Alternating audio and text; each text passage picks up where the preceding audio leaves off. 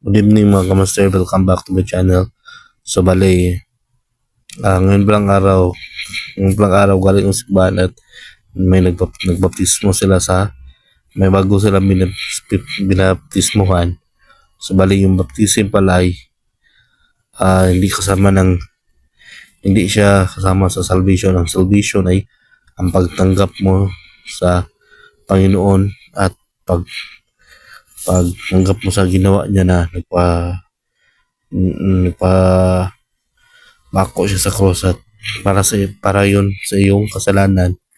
So yun ang salvation, at ang baptism ay hindi para sa iyong salvation, kundi kung totoo mo nang tinanggap si Kristo sa iyong puso at buong pagkatao, kung alam mo na niligtas ka na ng Panginoon, kung paano ka na niligtas, dapat magpabaptize ka na, kasi yun ay picture ng pagkamatay at muling pagkamatay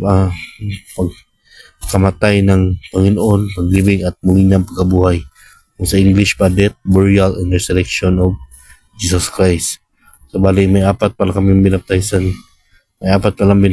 ang simbahan niya. Binidyohan ko siya ulit para ma-share ko lang sa inyo konti kung paano ang patakaran ng baptism, kung ano ang purpose ng baptism ng simbahan namin. So bali, isa pala silang binaptizan dyan, pero tatlo sila na nasa water baptism na.